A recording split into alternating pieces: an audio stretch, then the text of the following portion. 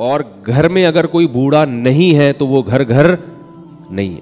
گھر میں کوئی نہ کوئی دادا دادی نانا نانی ہونا چاہیے تاکہ اس کی کڑوی کسیلی سنو, برداشت کرو, اس سے اللہ کی رحمت نازل ہوگی. اس کو بوجھ نہ سمجھو بوڑھے کو, کیونکہ جب گھر میں نہیں ہوتا نا کوئی بزرگ, پھر انسان کو ہم سے پوچھو ہم پہ کیا گزرتی ہے.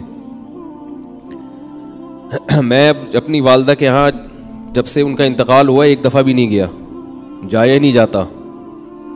عجیب سی ایک وحشت ہونے لگتی ہے کہ وہ بوڑھی والدہ تھیں, اس گھر میں تھیں, ساری زندگی انہوں نے جس گھر میں گزاری, اب وہ در و دیوار سے جو ہے نا ایسے لگتا ہے در و دیوار کاٹ رہے ہیں, ایسے محسوس ہوتا ہے کہ بوڑھا ہی نہیں ہے گھر کے اندر. کوئی تو تھا کسی کے یعنی انسان اس کے پاس جا کے اپنے سر پہ ہاتھ رکھوا سکتا ہے, اس سے دعائیں لے سکتا ہے. تو جب بزرگ ہی نہیں رہے تو گھر گھر بولو بھائی نہیں رہتا. پھر تو بہت افسوس ہوتا ہے ان لوگوں پر جو اپنے بوڑھے والدین کی قدر نہیں کرتے, بوڑھے بزرگوں کی, دادا دادی نانا نانی کی قدر نہیں کرتے. ہم لوگ انگریز نہیں ہیں, گورے نہیں ہیں کہ لائف کو بس انجوائے کریں. لائف میں حقیقی انجوائمنٹ جب پیدا ہوتی ہے جب آپ کی زندگی میں روحانیت ہو. سمجھ رہے ہو, کسی کی کڑوی کسیلی الٹی سیدھی سنے اور برداشت کرے. انسان اپنے بڑوں کی سن سکتا ہے نا, چھوٹوں کی تھوڑی سنے گا. چھوٹا الٹی بات کرے گا تو ایک لگا دے گا تھپڑ کھینچ کے اس کو. ہمارے بچے ہمارے سامنے ذرا الٹی بات کر کے دیکھیں, ابا کی انسان سنتا ہے, دائیں بائیں ہوتا ہے, کبھی غصہ بھی آتا ہے, برداشت بھی کرتا ہے, اماں کی بھی سنتا ہے.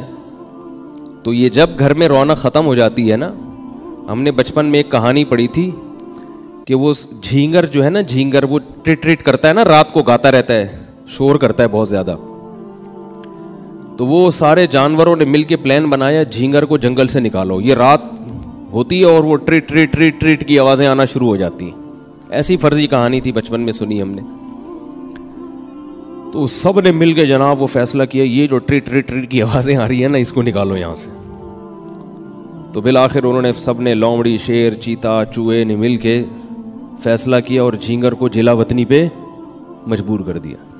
کہتے ہیں جب جھینگر گیا ہے تو جب رات آئی ہے تو وہ ٹریٹ کی آوازیں ہی نہیں آ رہی, تو سب کو پھر وہ جھینگر یاد آنا شروع ہوا کہ وہ رات ہی نہیں لگ رہی. آپ نے دیکھا ہوگا رات کا اپنا ایک مزہ آتا ہے جب اس میں جھینگر جب گاتا ہے, یا اس کی ایک اپنا لک ہے, وہ اللہ نے ایسا ہی نہیں رکھی اس میں, وہ لگتا ہے کہ رات ہے.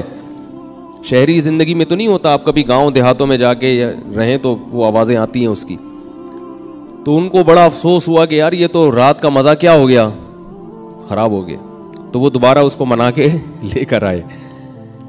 تو اسی طرح بوڑھا جو ہے نا, بوڑھا وہ شور مچاتا ہے, وہ کبھی ڈانٹتا ہے, کبھی یہ کرتا ہے, کبھی کھانس رہا ہے, کبھی اس کو ڈاکٹر کے پاس لے کے جا رہے ہیں, کبھی. لیکن اس کی وجہ سے جو اللہ کی رحمتیں گھر میں نازل ہوتی ہیں, اس کی وجہ سے جو اللہ کی برکتیں گھر میں نازل ہوتی ہیں, اس پر آپ کو پیسہ بھی خرچ کرنا پڑتا ہے, اس کی دعائیں بھی آپ لیتے ہو.